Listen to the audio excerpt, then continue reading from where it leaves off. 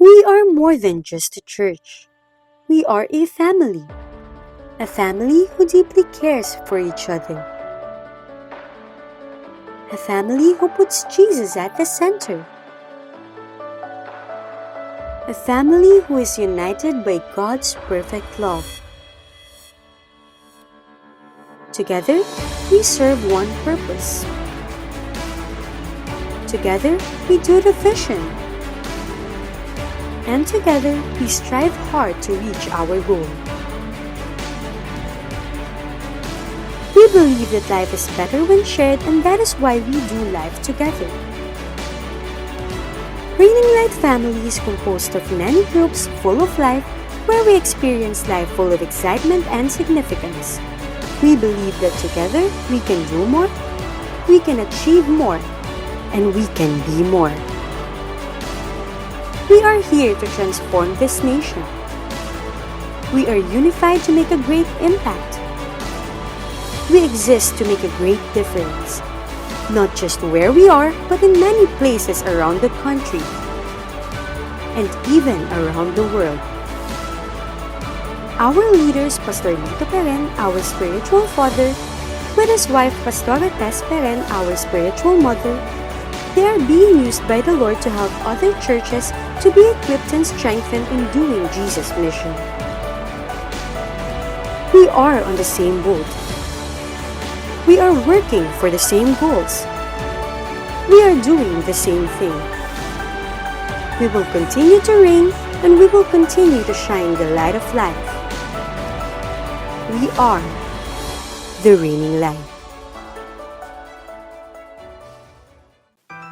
As God's children, it has always been our lifestyle to worship the Lord and bring Him glory in everything that we do. We always give our best to God because we know that we cannot outgive Him. He got our back and He will always provide. Part of our worship to the Lord is our giving. We may be in the middle of crisis, but we will still hold on to what the Lord has promised. As the Bible says in Malachi 3:10, "Bring the whole tithe into the storehouse, that there may be food in my house. Test me in this, says the Lord Almighty, and see if I will not throw open the floodgates of heaven and pour out so much blessing that there will not be room enough to store it." With a cheerful heart, we can bring our tithes and offering at Raining Home. We can also give through GCash, or we can contact our respective life group leaders to help us on how to remain faithful in the Lord through our giving. Let us always remember that it's not what we do, it's who we are. We give simply because we love. Let's give! Happy New Year, family! Welcome to our Sunday celebration. Ako nga pala si Wenelyn Nicolas. At ako naman si Sarah Pormarejo. Ayan, thank you so, alam mo Ate Sarah, I'm so grateful kasi nandito tayo for the first Sunday of the year. Yes, grabe! Sobrang excited ako sa mga nasa live natin. You can mention your friends. You can share this live para marami pa tayong maabot para sa ating first Sunday celebration worship para sa 2022. Yeah, tama ka dyan ate. And also, I would like to acknowledge yung presence ng bawat isa nandito sa room. Yeah. Yan. O, Yan. sa mga group 1, dapat yung worship natin mas maingay pa sa paputong. Yan. I-push natin yung energy natin, no? Lalong-lalo na we are worshiping the Lord this 2022. Oo nga, grabe kasi ang Lord We carry us throughout sa whole year ng 2021. Ako din, grabe, napakadami kong naging struggles, napakadami kong mga failures for the past 2021. Pero lahat ng yon, we leave it all behind and we are so excited for this upcoming 2022.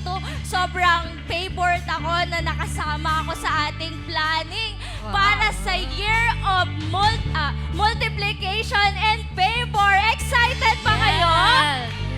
Yeah, amen to that ate, no? And I believe this year we are looking forward for more growth, multiplication. Ako din ate, no? Naglo-look forward ako sa career growth ko. Yeah, naglulook forward ako sa marami pang bagay na gagawin ng Lord sa buhay natin. And naniniwala ako, lahat na nandito sa room natin ngayon, we are looking forward, excited tayo to start fresh, to start new ngayon 2022. Okay, so parinig nga ulit ng isang ingay, no? Mas malakas pa sa paputok to Oh! worship the Lord. So, let's worship!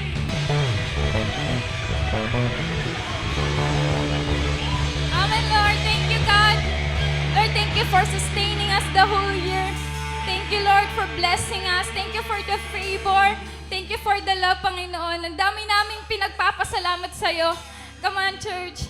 Pwede ka magpasalamat ngayon sa Lord kung ano gusto mo sabihin sa Kanya. Lord, thank you for this oxygen. Thank you for this light. Salamat, Lord, kasi throughout the year, nandyan ka. Come on, tell God how thankful you are. And Lord, we believe this 2022, we will receive it and we will face it with courage kasi alam namin kasama ka namin. Favor and blessing will be upon us kasi nandyan ka, Panginoon. 2022 will be a year of multiplication kasi alam namin this will be an ordinary year.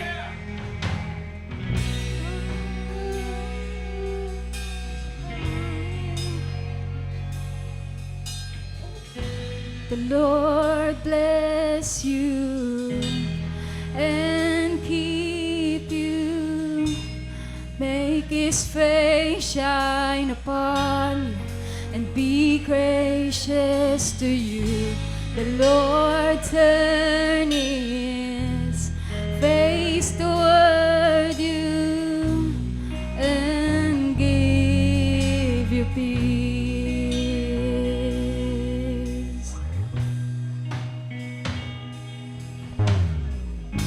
The Lord bless you and keep you. Make His face shine upon you and be gracious to you.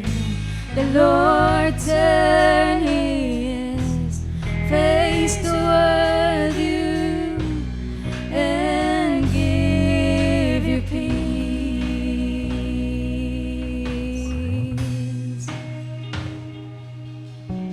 Amen. Amen.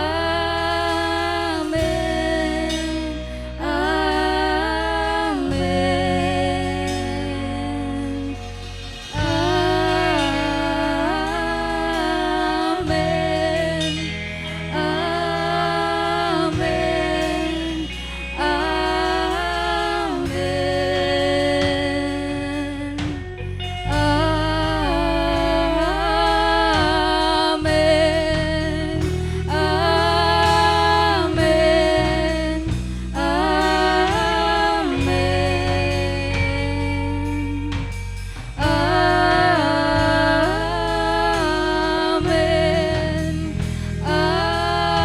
Amen. Amen. His favor be upon you and 1,000 generations in your family and your children and the children and the children. May His favor be upon you and 1,000 generations and your family and the children and the children and the children. May His favor be upon you and 1,000 generations and your family and your children and the children and the children. May His presence go before you and behind you and beside you, all around you and within you. He is with you. He is with you in the morning, in the evening, in your coming and your going, in your weeping and your rejoicing. He is for you.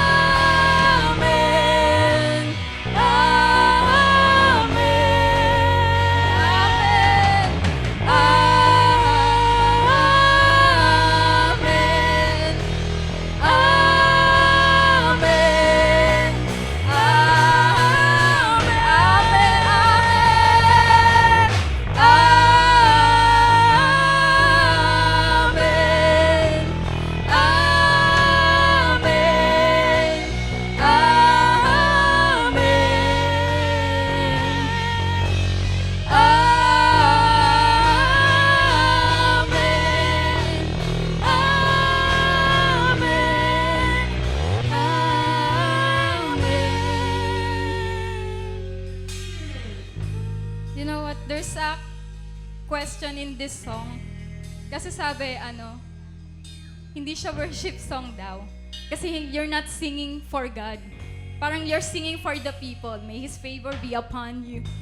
Pero I want you to know na as we face this 2022, Lord, we're praying for favor. We're praying for blessing. We're praying for your presence be upon us. Kaya ngayon, as we sing, as if God is singing to you. Ito yung song na kinakanta sa'yo ng Lord. Kaya ngayon, papasukin natin yung 2022. Lord, you will be our sustainer. Ito yung kakantahin natin kasi alam ko this is your song for us. Kaya as you sing it, Panginoon, naniniwala ako. Tapikin mo yung katabi mo, naniniwala ka ba? This is our declaration, Panginoon. Ito yung sinabi mo sa akin, I will keep holding this. Kaya as you sing it, Amen, Amen, Amen, kasi naniniwala ka. Come on, let's declare it, let's shout it, Amen, Lord, naniniwala ako. Amen. Sing.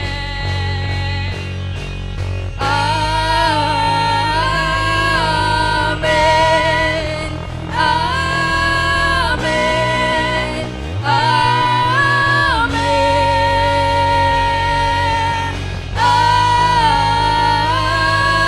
Amen. Amen. Amen. May His favor be upon you and 1,000 generations, and your family, and your children, and their children, and their children. May His presence go before you, and behind you, and beside you, all around you, and within you. He is with you, He is with you in the morning, in the evening, and you're coming, and you're going, and you're weeping and rejoicing. He is for you, He is for you, He is for you, He is for you, He is for you, He is for you, He is for you, He is for you.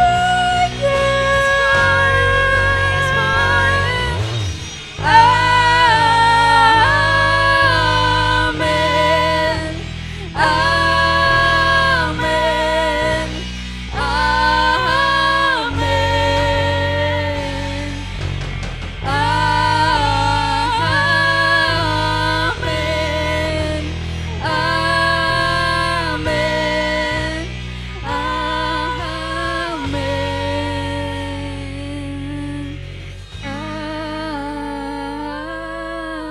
Amen. Amen. Lord, we receive it.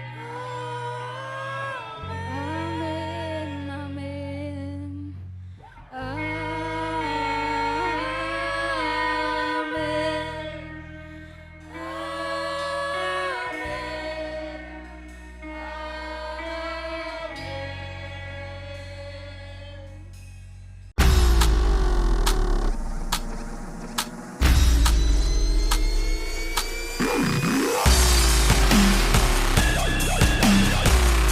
Yung pag-ibig po ng Diyos, makapangyarihan yan para magbago ka.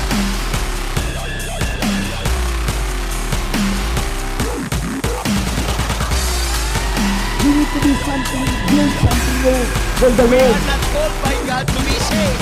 Lord, lagi po niyang nilirespect ang ating free will. So this The is all about response. restoration. It comes from within, not comes from the outside. So At umasa po tayo na matatapos I know natin that ang mga this bagay. is a perfect timing. Kaya, ang aking paalala, we have no right to question God. Let us pray right now na kausapin tayo ng Panginoon. Lord, makapangyarihan ka, ikaw ay buhay, kausapin mo ako sa mga sandaling ito. Baguhin mo ako, yung aking damdamin, yung aking kaisipan. Baguhin mo, Panginoon, lalo tigit yung aking pananaw. Lord, piliin mo, piliin kita araw-araw sa buhay ko. Father, thank you. We ask your Holy Spirit to work in our lives. And Father, help us to start right. Turuan mo kami magsimula ng tama, Panginoon, sa mga bagay na gusto mong ipagawa sa amin. At Lord, kung anumang bagay na nakaraan, wala na po itong bahagi sa amin ngayon. Lahat ng bagay na nakaraan ay tapos na yon. Hindi na namin pwedeng maging preference para sa future namin. Sapagkat napakaraming magagandang bagay pa na nakalaan ka para sa buhay namin. Lord, hindi pa nakikita ng mata, hindi pa sumasagi sa isipan ng tao, hindi pa naririnig ng tenga ang mga pagpapalang inihanda mo sa mga taong nagmamahal sa iyo. Lord, help us to love you more and more. Thank you so much, God. Bless us, change us, and use us for your glory. In Jesus' name, amen. So bigyan natin ng the best clap si Lord. Buhay siya, makapangyarihan siya. Alam niya ang iyong sitwasyon, alam niya ang kondisyon mo sa pamilya mo, alam niya ang pinagdadaanan mo, alam niya ang nararamdaman mo. So, merong sinasabi ang Panginoon sa pamamagitan ni San Pablo, meron po siyang sinabi sapagkat naintindihan niya yung pagmamahal ng Panginoon. No, ito pong si Paul ay naka-experience, naka-encounter kay Lord, at nung ma-encounter niya si Lord, lahat ng bagay ay nagbago sa kanya. So, ang isang tao po, kailangang maengkwentro ang Diyos para po ang lahat ay magbago sa kanya. At nung magbago sa kanya ang mga bagay na ito, ganito po yung kanyang naging statement. Si Paul po, hindi siya ordinaryong tao. Siya po ay matalino, siya po ay Romano, siya po ay religious leader, at marami po siyang alam pagdating po sa salita ng Diyos. So, meron po siyang tinatawag na human zeal na nirerespeto ng lahat. Pero nung maengkwentro niya ang Panginoon, ganito yung kanyang naging mentality, ang kanyang naramdaman at ang kanyang naging desisyon sa buhay. Philippians chapter 3, verse 12.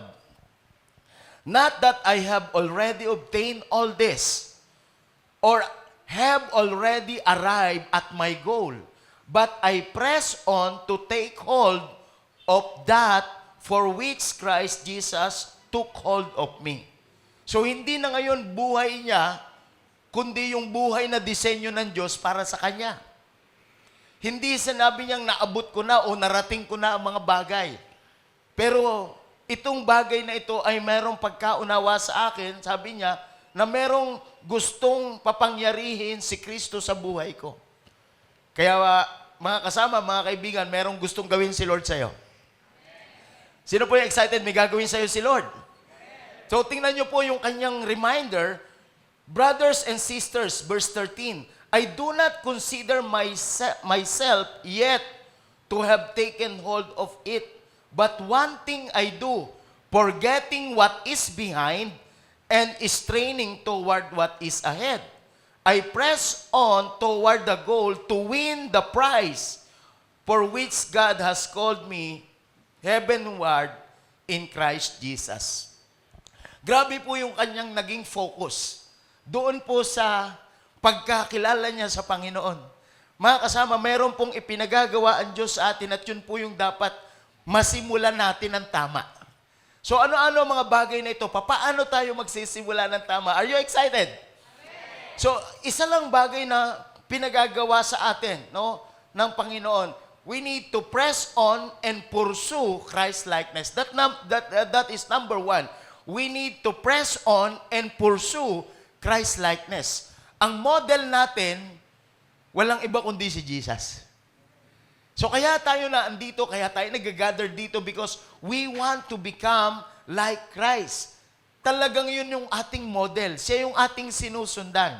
So, napaka-importante na nagsusumikap tayo, nagpapatuloy tayo. Yun ang pinakamahalaga sa lahat. Pakisabi, nagpapatuloy. Hindi humihinto. Nagpapatuloy. We need to press on and pursue Christ-likeness. Ibig sabihin, bawat oras na lumilipas, bawat araw na lumilipas, bawat linggo, bawat buwan, bawat taon, nagsusumikap. Oo, nagsusumikap. Hindi tinatamad. Pakisabi, press on. Press on. So, ito yung bagay na dapat talagang nagiging attitude natin kasi meron tayong tendency na tamarin. Sa pagsunod sa Panginoon. Meron tayong tendency na mapagod sa mga bagay na pinagagawa ng Panginoon. We need to press on and pursue Christ-likeness. So that is how we start. To start it right, you need to press on and pursue Christ-likeness. So kailangan sa buhay natin talaga magsimula ng tama. Ano yung iyong pagsusumikapan? Hindi mo pagsumikapan na ikaw ay magkapera. Hindi mo pagsusumikapan na ikaw ay sumikat. Hindi mo pagsusumikapan na ikaw ay maging angat sa iba. Hindi mo pagsusumikapan mas magaling ka kaysa iba. Ang pagsisikapan natin maging kamukha ni Kristo. So, ibig sabihin, lahat ng bagay na nangyayari sa buhay po natin, lalo tayo nagiging humble. So, si Paul, hindi po niya ipinagmalaki yung kanyang mga achievements. No? Kasi naintindihan po niya kung ano yung bagay na gustong ipagawa sa kanya ng Panginoon. Tingnan niyong mabuti kung ano po yung bagay na ito. And it is all about battle in the spiritual realm. It is not the physical, but it is the spiritual battle. So, ang mga tao sa church, dapat active po sila doon po sa spiritual battle. Kasi ang dinidevelop natin yung Christ-likeness, yung discerning spirit natin tumataas. Na-identify natin yung carnality, na-identify natin yung spirituality. Kasi hindi ka pwedeng maging kamukha ni Kristo kung hindi mo na-identify yung enemy. Come on!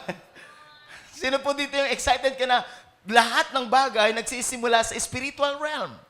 Tingnan niyo po yung sinabi sa Philippians chapter 3, verse 12. Ang ganda nitong Philippians 3:12 na ito. Tingnan niyo yung sinabi at not that I have Philippians, sabi niya, hindi ko inaaking natanggap ko na. Kundi, ang sabi niya, pinagsusumikapan ko. Kaya wala palang dapat magmalaki. Kahit ako, hindi ako dapat magmalaki. Sapagkat dahilan lang kay Kristo kaya nangyayari ang mga bagay na to. So dito, pantay-pantay tayo. Pakisabi sa katabi, pantay-pantay. Lahat tayo, sama-sama tayo, anak tayo ni Lord. So forget about your title, forget about your position, forget about your achievements, at saka yung katalinuhan. Sometimes yung katalinuhan, mapanghusgayan sa iba. So kaya talagang dapat nakikita natin yung ano ang pinupurso natin? Aba, ipurso natin yung maging kamukha tayo ni Kristo. Maging masunurin tayo mga kasama. Si Paul, nakita niya mga bagay na to. Sapagkat ang labanan ay matindi doon sa spiritual na aspeto. So dapat yung ating spiritual na aspeto ay pinagbuhusay natin. Ine-exercise. So paano natin i-exercise yung spiritual aspect? Number 1, dapat lagi mong ini-increase ang iyong faith. So, increase your faith. In order for us to become like Christ, you need to increase your faith. Dapat ini-stretch palagi. Pakisabi, stretch. Stretch. No, kapag ka ini-stretch ka, hindi ka nagiging komportable. Pag ini-stretch, hindi nagiging komportable. In fact, masakit yan. In fact, hindi ka sanay dyan. Pag ini-stretch, mahirap. So mga kasama, kapag ka ini-stretch ka, nagiging flexible ka. Nawawala ang pagiging stagnant. Pakisabi, nawawala ang pagiging stagnant. Nawawala yung stuck. Yung moment of stuck up, nawawala yun. Dapat talaga ini-stretch talaga yung faith natin. Bro, Mark, halika nga dito. Meron ka bang alam na stretching? Physical stretching. I-model mo muna, model mo muna. Yan. Yan. Paano? Yan. Baka masira, no? So, physical stretching. Yan. So, pag physical stretching, kapag ka ini-stretch, bakit siya ini-stretch? Kasi merong binibigyan ng pressure dito, may pressure dito. So, kapag ini-stretch ka, nagbibigay ito ng pressure. Talagang papalag ka dyan kasi mawawala ka sa pagiging komportable mo. So kung gusto mong ma-increase, develop ang iyong pananampalataya, kailangan mong i-stretch. Hindi ka pwedeng hindi mag-stretch. Pakisabi, stretch.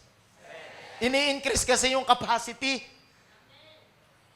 Sino dito yung gusto mong tumanggap ka ng malalaking bagay sa year 2022? Sabihin mo, lakihan mo lalagyan. Tama po ba? Lakihan mo lalagyan. Kasi kung lalagyan mo, kagaya lang na isang taon, yung 2022 mo, sigurado din kagaya ng nakaraang taon. So, stretch. Paano pa ba ang iyong stretch? Yan. Hindi naka-outfit. Hindi naka-outfit no? So, pag ini-stretch, nagkakaroon ng pressure. Ano yung ini-stretch mo dyan? Ini-stretch niya dito. So, anumang bagay na ini-stretch mo, doon naroon ng pressure. So, kung gusto mong mag-increase, kung gusto mong ma-develop, kailangan na-i-stretch. Nag-i-increase. So, sa pananampalataya natin, mga kasama, kung gusto nyo maging kamukha ni Kristo, dapat ini-increase natin yung ating faith. Paano na-i-increase yung faith? Ini-stretch. Sabi, stretch your faith. So, ang pananampalataya, mga kapatid ko sa Panginoon, hindi po yung kayang isipin ng tao. Yan po ay nasa pagtitiwala sa Panginoon. No, na ang Diyos na ang bahala sa lahat ng bagay na ito. Kaya, ini-increase yung ating faith.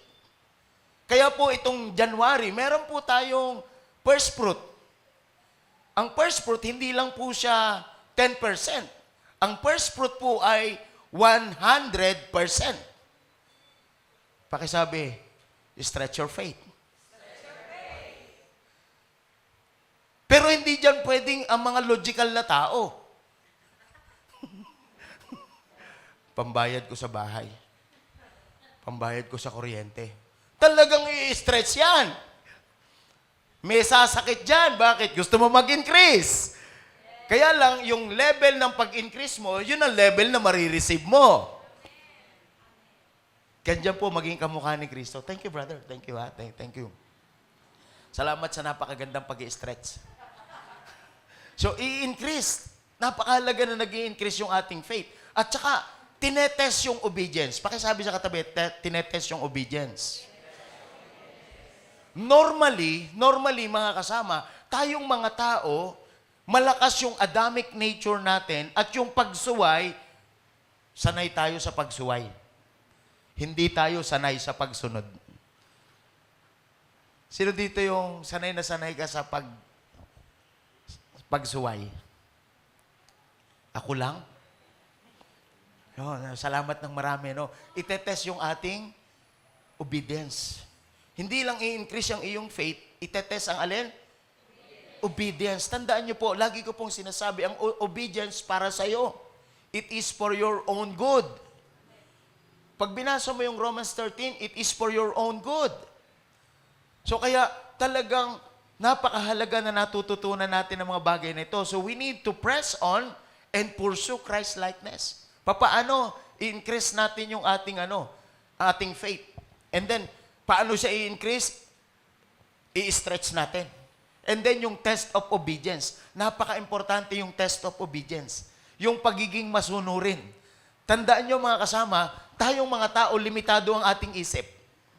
Limitado yung ating nararamdaman. At kapag limitado ang isipan, limitado ang nararamdaman, doon na po nagkakaroon ng problema sa unawa. Understanding.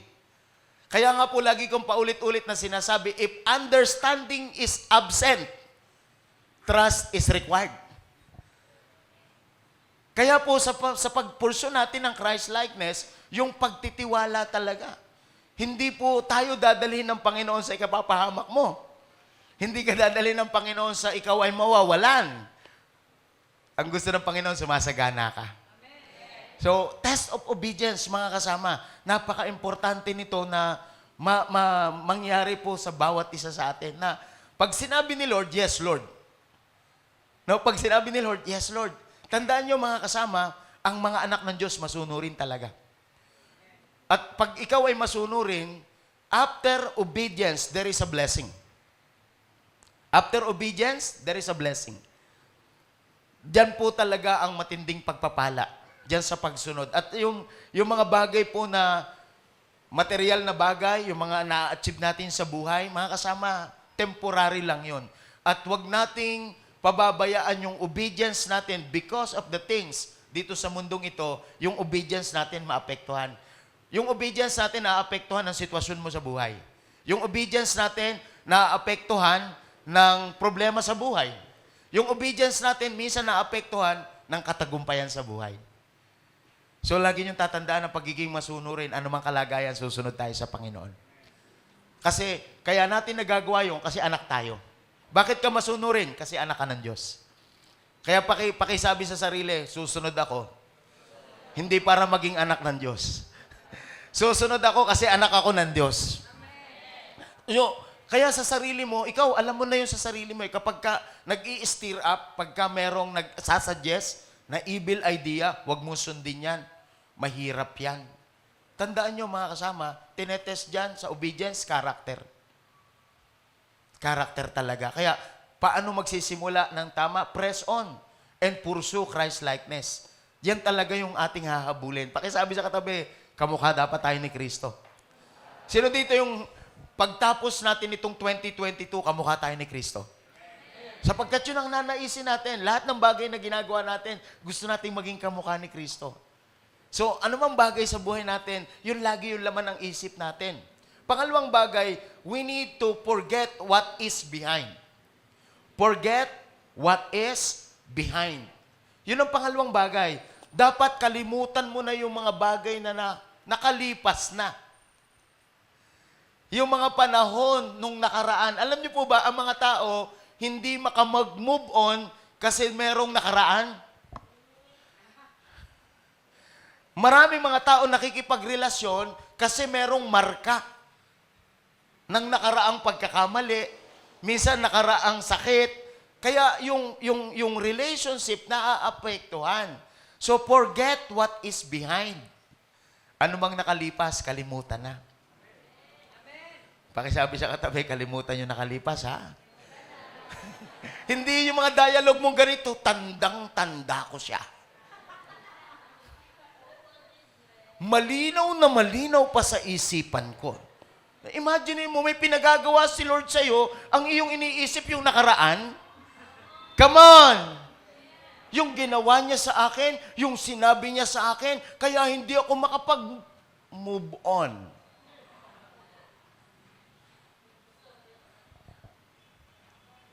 Mga kasama, napakahalaga na kinakalimutan natin kung ano yung nakaraan sa buhay natin. Nakaraang sakit. It hurts, you know. Hindi talaga ako makamove on. Of all the people, alam mo yun? Of all the people, siya pa. Alam niyo po ba kung sakit at sakit lang din? Ang dami kong sakit. Of all the people, siya pa. Ang dami kong sakit. Kaya lang, natutunan ko iwanan yon. Every morning is a new day. Kaya po yung merong bagong araw, para kalimutan na yung nakaraan. Kaya merong bagong taon para kalimutan na nakaraan. Sino po dito yung handa na lumimot? So mga kasama, yan po yung napakahalaga na kalimutan yung nakaraan. Yung mga walang tiwala noong nakaraan taon, magtiwala na ngayon.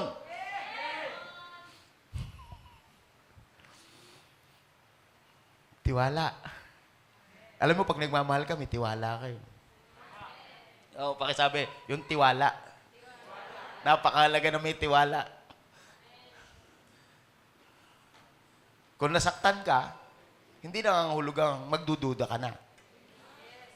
Nagagat yung mga kasama? Sino dito yung kakalimutan mo na, yung nabubuhay ka sa hinala? Ang hirap kaya no, na? Nabubuhay ka sa hinala. Yung mga kasama mo, lagi mo pinaghihinalaan, ang hirap nun. Alam nyo, nung napaka-tindi nitong pagkalimot ng nakaraan. Mumultuhin ka palagi niyan eh. Alam nyo, sa bahay, lagi po naming nire-remind, yung gate, paglalak ng gate, ha?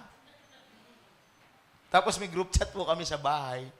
Minsan, nasaan ang mga tao dito? Bukas yung gate. Pero may padlock sa harap. Pero hindi na isara ng ganun yung malaki. Alam nyo, nakaka-paranoid eh. Pag aalis ka, kapag mabubuhay ka sa nakaraan, kumusta kaya yung gate?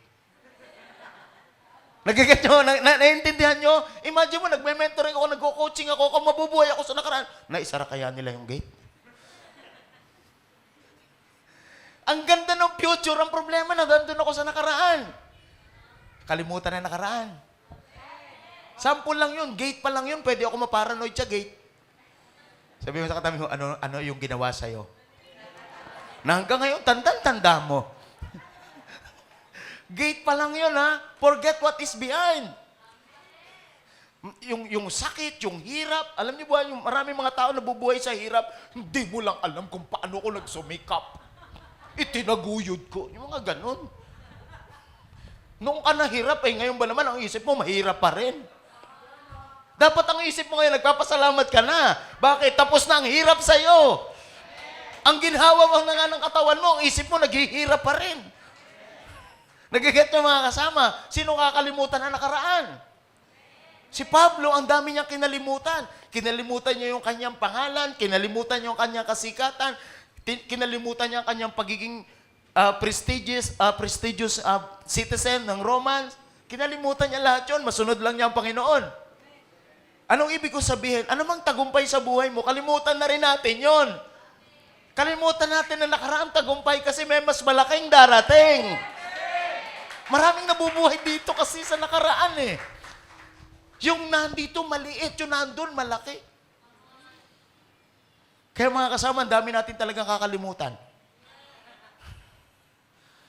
Huwag lang ang utang, bayaran agad yan. At mangako ka na, huwag ka nang mungutang kailanman.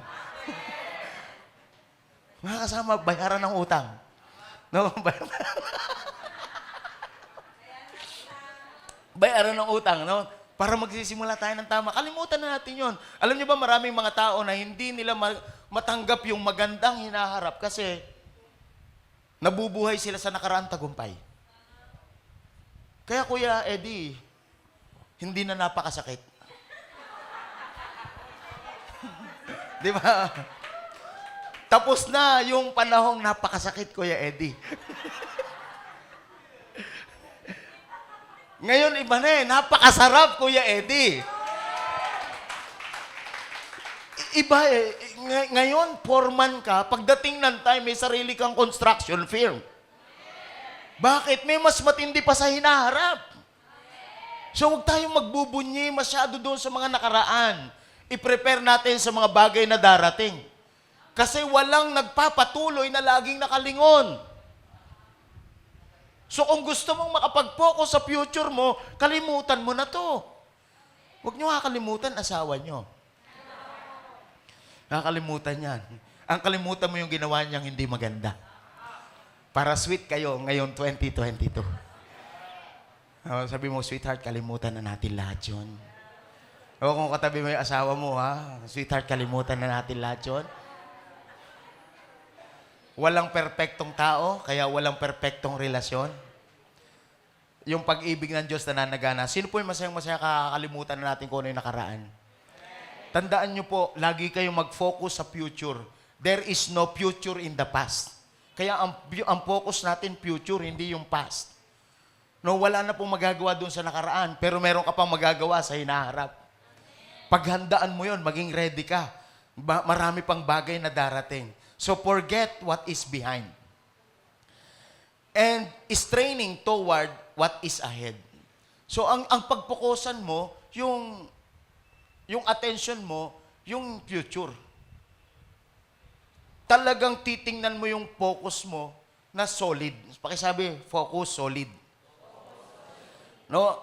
Yung bang kung ano yung darating. Ang pagpupukusan mo yung darating. I-anticipate mo yung darating sa future. Alam niyo po, pag nagdadrive kayo, iba yung takbo mo pag takbong G's. Iba yung takbo mo. Ha? Yung focus mo, iba pag takbong G's lang. Yung sa kilometro, pag takbong G's yan, iba yung drive mo eh. Pero iba na pagka 100, 120. Alam niyo, nagagawa ko yung pagtulog lahat sila. Pagtulog lahat sila, nagagawa ko yung, love, tutulog ka na ba? Kasi gusto kong bilisan talaga pagdadrive. Inaantok kasi ako pag mabagal. Alam, nagagawa ko yung 100, 120. Pagtulog siya, Pero pag siya, 100 na yan. Pero alam niyo, gusto kong pakita yung focus. Marunong ka dapat bumasa doon sa mga makakasalamuha mo sa future. Iba ang takbo ng focus kapag mabilis ka, iba ang focus kapag mabagal ang takbo mo. So kapag mabilis ang takbo mo, talagang i-anticipate mo yun, hindi pa siya lumiliko, konting galaw lang yun. Ingat na ingat ka dapat. Yun yung bagay na dapat maintindihan natin. Yung what is ahead, mayroong pang tinatawag na power of anticipation. Pakisabi, power of anticipation. Na-anticipate mo na. Alam nyo, malakas ako dyan, kaya ako lagi napapagbintangan. Pastor, tamang hinala ka. Hindi. Hindi ako tamang hinala. Nakikita ko lang yung future. Nagiget nyo, mga kasama. Kasi tinitingnan ko, hindi sa physical. Tinitingnan ko sa spiritual. So, bago pa lang humahakbang, alam ko na yung dulo. So, kaya minsan sabi, Pastor, tamang hinala ka naman, hindi naman kami ganyan. May mga ganun, pati yung asawa ko, baka naman hindi ganun. Subukan mo lang. Tingnan lang natin kung ano magiging dulo. Kasi sa dulo, doon tayo eh. Pero umahalaga, merong constant reminder. So yung power of anticipation, dapat nakikita mo kung ano yung dulo nito. So dapat hindi lang ako nakakakita. May mga bagay tayo na ginagawa ngayon, may mga bagay tayo na sinasabi ngayon, may mga bagay tayo na iniisip ngayon, pero hindi natin na-anticipate yung future. Masyado tayong nandoon sa now moment. Ito yung pakiramdam ko, ito yung nasa isip ko, pero hindi mo nakikita ang future. So lagi natin titingnan kung ano yung paparating. Sino excited? May magandang paparating para sa'yo. Nakikita mo ba? Nakikita mo magandang paparating? So mga kasama, ang tanggalin ng Panginoon yung mga bagay na nakakabulag sa atin upang makita natin yung gustong ipagawa sa atin ng Panginoon. And then, i-press on natin yung toward the goal. What is your goal in life? Itong 2022, press on towards the goal. Press on towards the goal. Ibig sabihin nito mga kasama, dapat meron kang personal goal. Meron kayong goal sa family. Meron kang goal sa ministry. Tandaan nyo po, napaka-importante, ang number 1 ministry po natin, family. Number 1 ministry natin, family. Hindi ka pwedeng maging mabuting tao sa ibang tao pero sa pamilya mo hindi. Hindi ka pwedeng ang bait-bait sa ibang tao pero sa pamilya mo hindi. Hindi ka pwedeng ang bait-bait mo sa labas pero sa loob ng bahay mo hindi. Ang unang-unang makakaranas ng kabaitan mo, ng kabutihan mo, yung mga kasama mo sa bahay. Yung mga kasama mo sa buhay. Si Paul, ang sabi niya, kinakalimutan ko ang lahat ng mga bagay na to at meron akong goal sa buhay ko. Ang goal ko sa buhay ko, magawa ko ano yung kalooban ng Panginoon. Ang goal ko sa buhay ko, yung buong pamilya ko, makaranas ng kabutihan ng Diyos. Ang goal ko sa pamilya ko, lahat ng mga mahal ko sa buhay, makakilala sa Diyos. Tandaan niyo po, mga kapatid, dapat na-anticipate natin ang mga yon. Nakikita natin ang mga bagay na ito. Bakit magaganap sa atin ang mga bagay na ito? Dahil lang sa ginawa ni Kristo sa atin. May ginawa si Kristo sa'yo. Pakisabi, may ginawa si Kristo sa'yo. Yung kapangyarihan ng Diyos na hayag kay Kristo. So, ang goal natin, yung Christ-likeness, ma-develop sa atin. Yung ministry natin, ma-develop sa atin. At magawa natin kung ano yung bagay na gustong ipapagawa sa atin ng Panginoon. Tandaan natin mabuti, ang goal natin, life transformation. What is our goal? Life transformation. So, ang magbabago, ako. Pakisabi sa katabi, ako ang magbabago. Ako ang magbabago. So, personal transformation yan. Yung buhay ko babaguhin. And then, ang sunod, kasi binago ako ng Panginoon, yung family. Family transformation. Kaya mga kasama ko, sa pamilya, hindi nagpapagalingan. Dapat nagbabaguhan.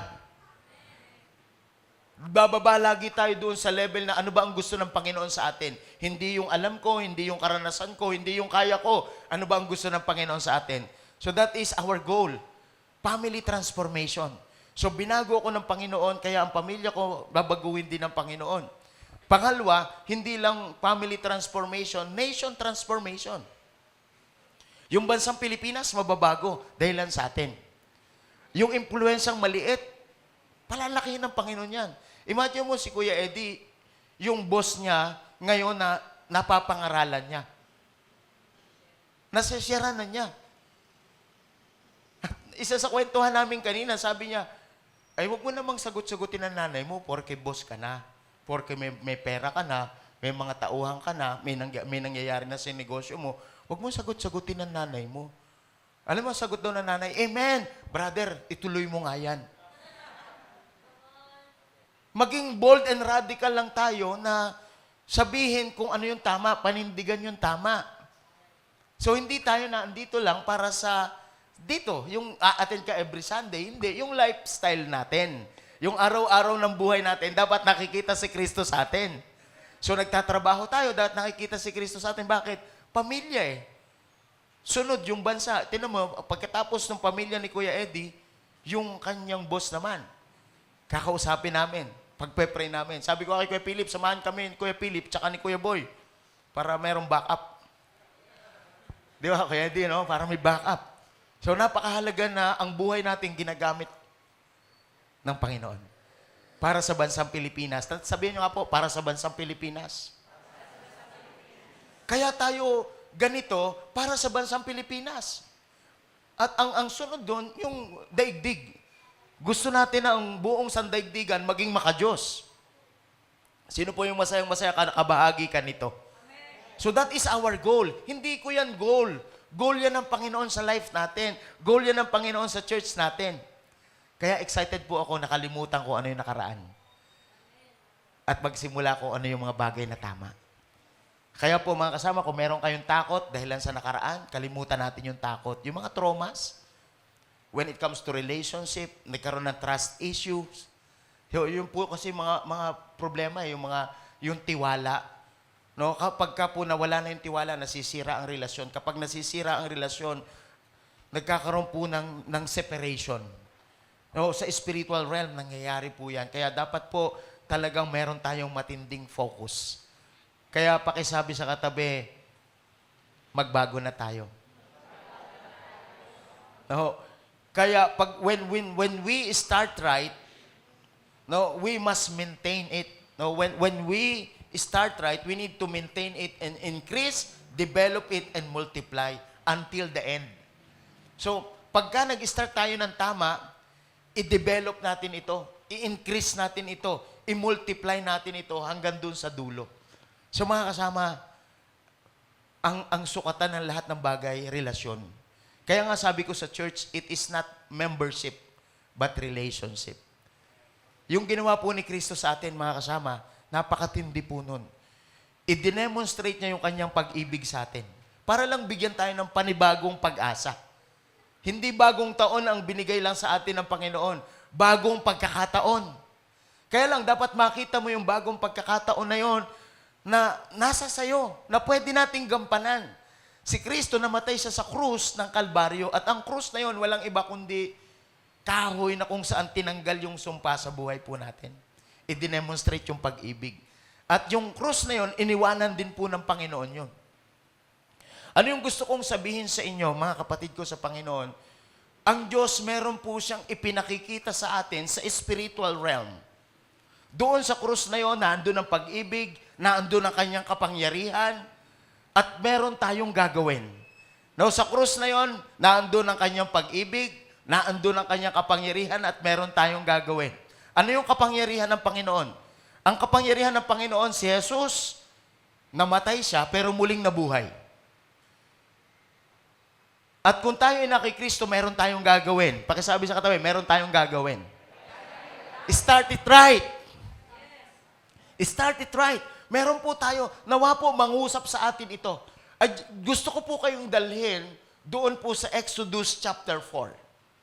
Tingnan niyong mabuti ang mga bagay na ito upang magkaroon ng kapahayagan ito sa buhay po ng bawat isa sa atin. Exodus chapter 4, starting from verse 1. Moses answered, "What if they do not believe on me or listen to me and say, the Lord did not appear to you?"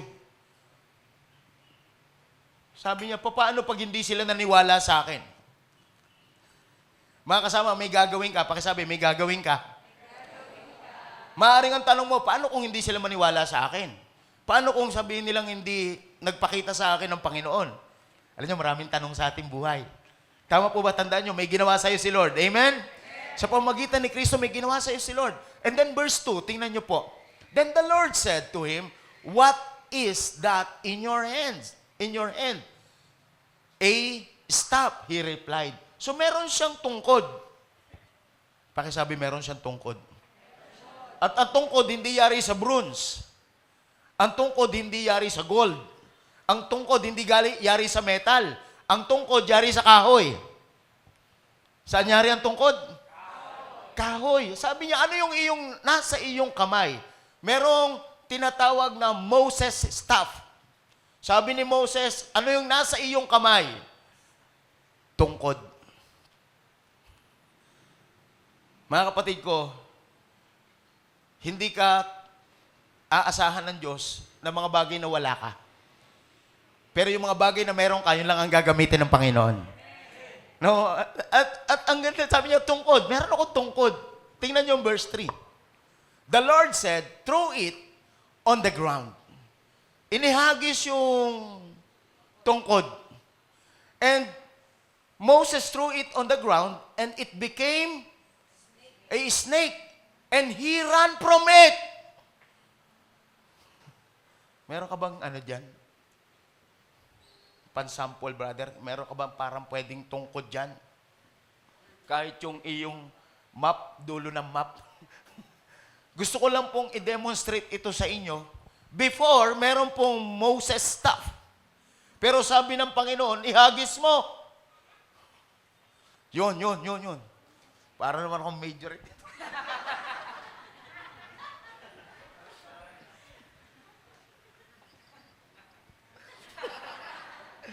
Haba.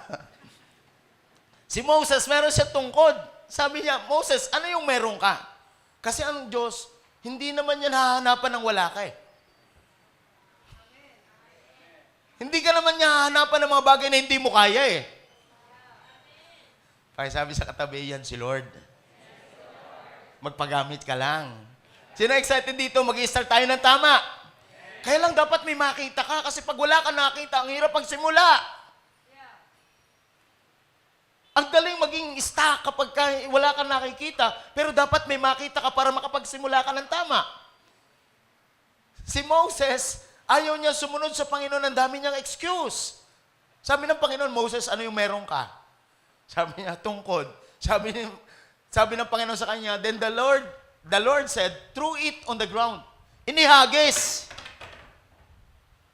Nung inihagis, naging snake.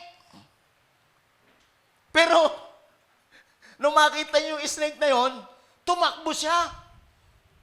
Sometimes, hindi puro pananampalataya din. Dapat umiiwas. Pakisabi sa katabi, hindi puro pananampalataya. Nakita niyo yung ahas? Alam niyo ba yung ahas na yun? Si Pero, meron po yan nakalagay na crown.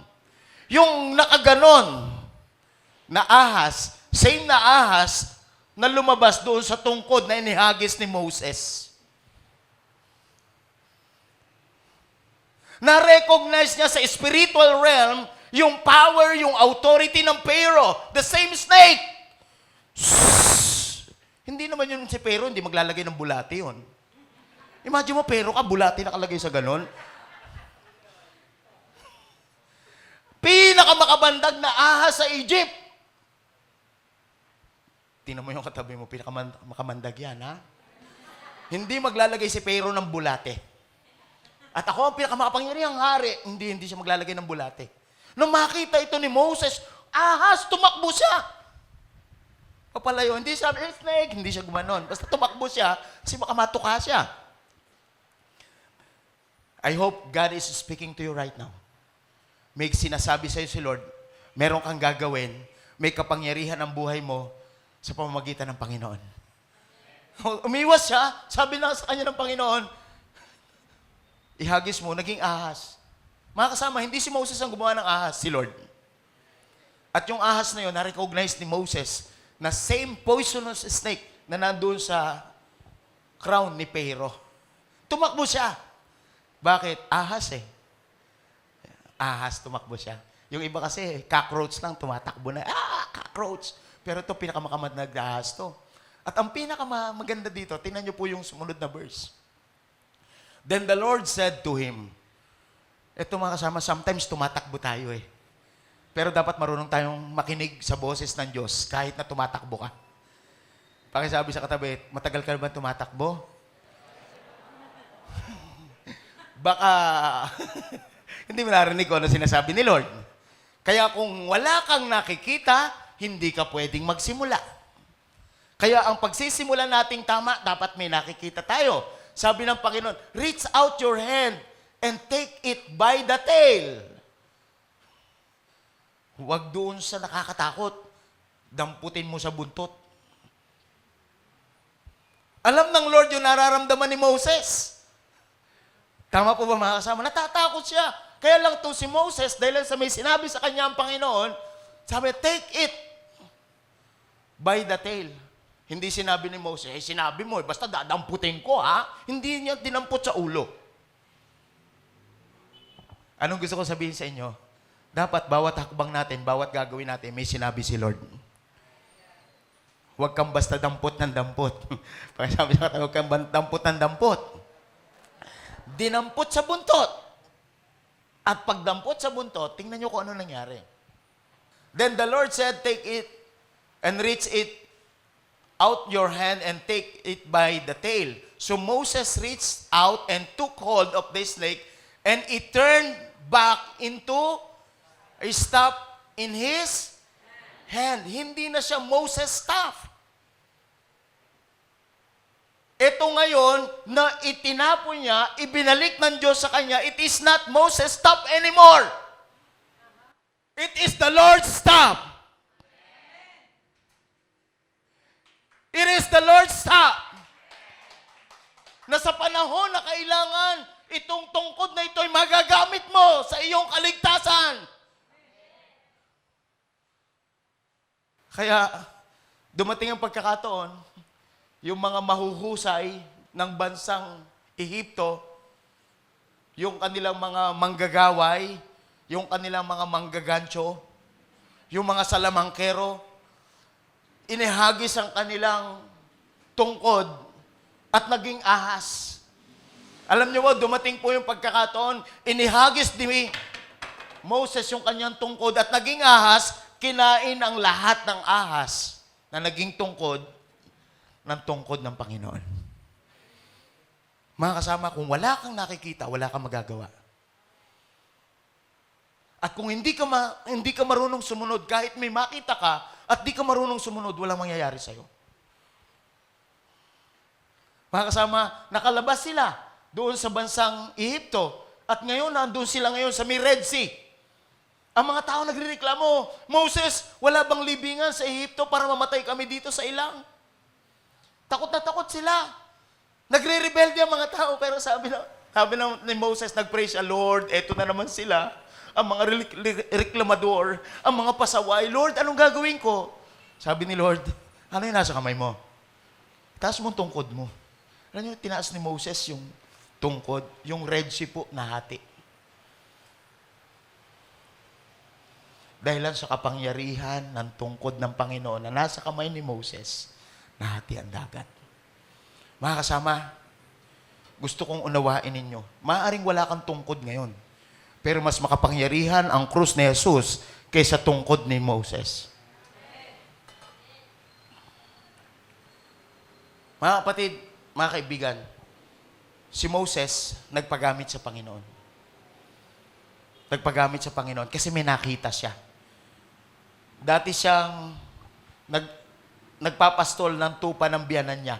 Meron siyang pamilya, meron siyang anak, meron siyang asawa.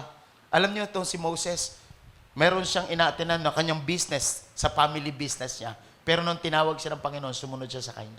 Kaya itong si Moses, mga kapatid ko sa Panginoon, naintindihan niya yung pupuntahin niya, naintindihan yung gagawin niya. At sana ngayon, maintindihan natin yung gagawin natin. Maintindihan natin yung pupuntahan natin. We need to start right.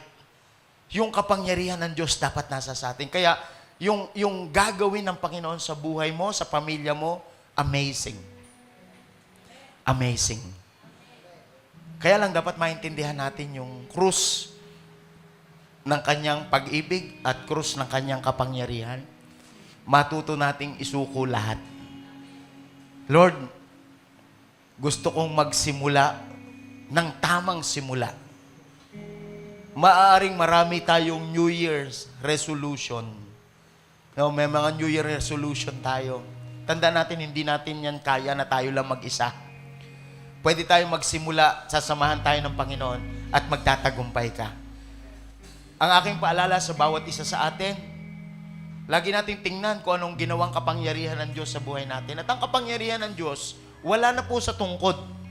Ang kapangyarihan ng Diyos nasa krus na ni Kristo. Mga kasama, ganong kakapangyarihan si Kristo. Ganong kakapangyarihan yung krus na yun na bagamat namatay, si Kristo muli siya nabuhay. At yung panibagong buhay na yun, pag-asa yun sa bawat isa sa atin. Sino excited ang buhay mo, merong pag-asa? Na anumang nangyari noong nakaraan, may pag-asa ang iyong buhay. So merong takot noong nakaraan, ngayon meron ng kapanatagan. Meron ng tapang, sapagkat ang Diyos ay makapangyarihan sa lahat. Kaya itong Moses na ito na tinawag ng Panginoon, pinalitan yung Moses staff ng staff of God. Kaya gusto kong maintindihan nyo mabuti itong mga bagay na ito. Sabi nung 2 Corinthians 5:17, if anyone is in Christ, he is a new creation. The old has gone and the new has come. It is Christ. Yun ang kailangan natin ngayon. Isuko natin sa Kanya para maging bago tayo. Hindi binago ng Panginoon si Moses lamang, yung kanyang pananaw, yung kanyang perspective. Binago ng Panginoon yung Moses staff. Naging Moses staff. Binago, naging staff of God. And then pinagkatiwala. At napakaraming himala sa pamamagitan ng tungkod ng Panginoon na pinagkatiwala kay Moses. Napakaraming himala ang nangyari sa bansang Israel. Ano ang gusto kong sabihin sa inyo ngayon? Sa pamamagitan ng krus ni Kristo, maaaring napakarami mo ring himala ang maranasan mo. Basta sumunod ka lang sa Kanya. Gawin mo lang ang Kanyang kalooban, mahalin mo lang siya. So I just want to pray for you right now, every one of us. If you want to start right, start something new in your life. Hindi ka pwedeng magsimula nung wala kang nakikita. At ang simula natin, mga kasama, walang iba kundi ang Panginoon. Si Moses, ipinakita ng Panginoon kay Moses ang lahat. Naintindihan nila. At hindi lang niya basta nakita, na-experience pa niya. Kaya mga kapatid ko sa Panginoon, more to come. Sa mga naka-experience na ng kapangyarihan ng Diyos, more to come. More to come. Pero doon sa mga hindi pa nakaka-experience, get ready and be excited sa mga gagawin ng Panginoon sa atin. Pwede ba tumayo tayo, mga kapatid ko sa Panginoon?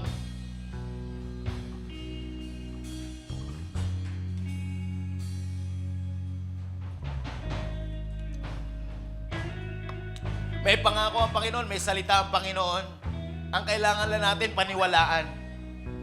Amen means yes. We are agreeing in the Spirit. Lord, your will be done.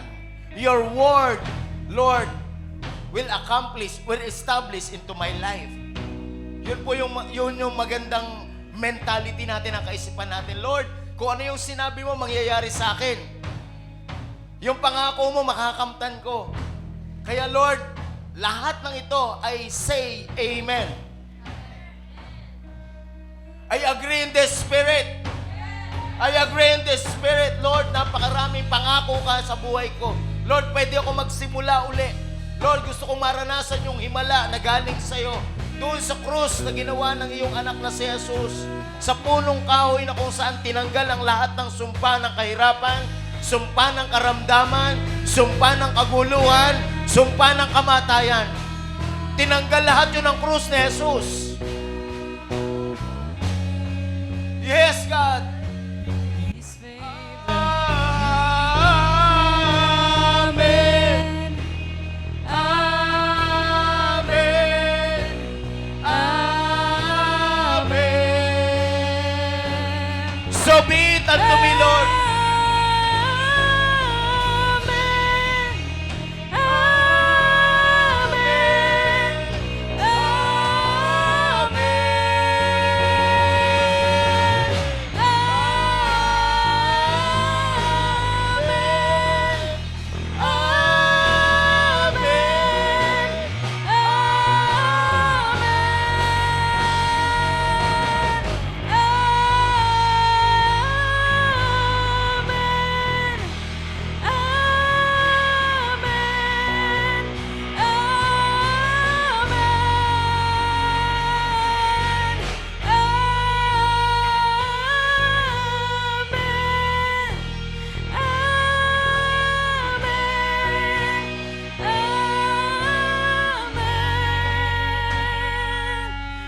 His favor be upon you and 1,000 generations, and your family, and your children, and the children, and the children. His favor His be favor. upon you 1,000 and 1,000 generations, Yes, God. and your Your family, family, and the your children, and the children, and the children. May His presence go before you, and behind you, and beside you, all around you, and within you. He was with you, He was with you in the morning, Yeah. in the evening, in In your your coming, coming, in in your your going, in in your your weeping, weeping, and and rejoicing. rejoicing. He's He is for you, He's He is for you, He's for you, He's for He you, is for you. He's for you, He's is for you, He's for you, He's for you. Come on.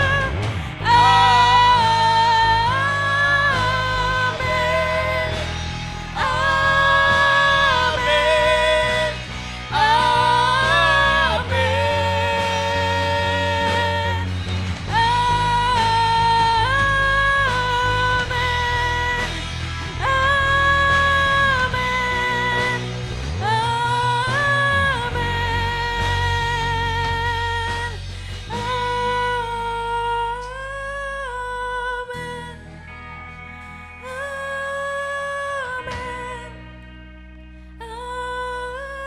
Amen. Kasama, kaibigan, hindi ko alam kung anong naiisip mo ngayon. Hindi ko alam kung anong nararamdaman mo ngayon. Hindi ko rin alam kung anong sitwasyon mo sa pamilya mo. Sitwasyon sa finances, sitwasyon sa karir. Hindi ko alam kung ano. Pero mahal na mahal ka ng Panginoon. Ang gustong-gusto ng Panginoon, matulungan ka niya ngayon na makapagsimula ng tama. At hindi ka pwedeng magsimula ng tama kung hindi mo alam kung saan ka magsisimula. Ang pinakamahusay na simula, walang iba kundi magsimula ka sa Diyos na may lalang sa'yo. Na may magandang plano sa'yo.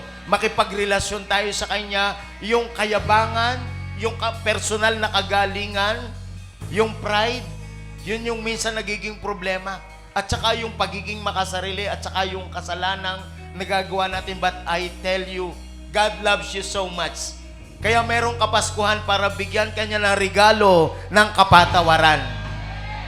Kayang-kaya kang patawarin ng Panginoon. Ibinibigay sa iyo ng Panginoon ng kapatawaran. Kaya sa sino man na nandito ngayon, no, maaaring meron kang personal na relasyon sa Panginoon, gusto mong tanggapin ng Panginoon, personally, natanggap mo siya, congratulations. Pinagsisihan mo yung kasalanan, congratulations. Tinanggap mo ang Panginoon, personally, congratulations. But I challenge you right now, merong sinabi ang salita ng Panginoon, sa sino man tumanggap sa akin, sa harapan ng maraming mga tao, ay tatanggapin ko rin siya sa langit na bayan, na kung saan inihahanda ko para sa mga anak ng Diyos. At kung sino man na magtatwa sa akin sa harapan ng maraming mga tao, itatatwa ko sa langit na bayan.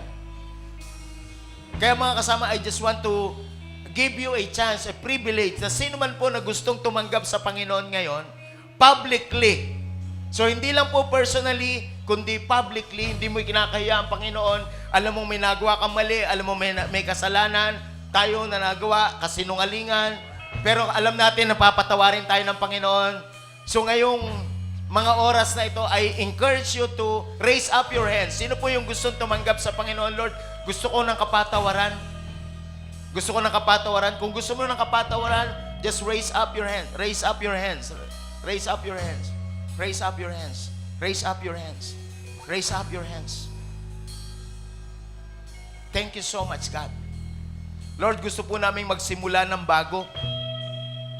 At gusto naming isuko ang lahat naming pagkakamali, ang lahat naming kasalanan, lahat naming pagkukulang. At sa mga sandaling ito, Panginoon, lumalapit kami sa iyo. Nagre-recommit kami, Panginoon, na anumang bagay na pagkukulang, anumang bagay na mali namin o nakaraan, naisip, naramdaman, nasabi, Lord, patawarin mo po kami. At nagsisimula kami ngayon, Panginoon, ng bagong simula sa piling mo, Panginoon. Lord, we ask forgiveness. We ask restoration. We ask renewal in the name of Jesus. Lord, salamat po ng marami. Pagpalain mo po, Panginoon, ang bawat isa sa amin. Makapanumbalik po kami sa iyo, Panginoon. Magawa namin ang iyong banal na kalooban. At kung papaanong ipinakita mo kay Moses, Panginoon, yung layunin ng tungkod, yung kapangyarihan mo upang ilid ang bansang Israel. We ask for a revelation of the cross right now. Na pwede kami magsimula ng tama doon sa krus mo, Panginoon. Salamat po ng marami, Panginoon. Lord, ang tamang simula, walang iba doon sa krus. Lord, isinusuko namin ang lahat-lahat para sa iyo. We surrender everything to you, O God. We humble before you. We praise you. We honor you. We glorify you. In the name of Jesus, we pray. Amen and amen. Okay, thank you so much sa bawat isa. And grabe, alam ko na ang dami-dami talaga nating na-receive for this first Sunday celebration, di ba, Wenny? Yes, tama ate. Sobrang nakaka-bless and very timely yung na-receive kong message ngayon, no?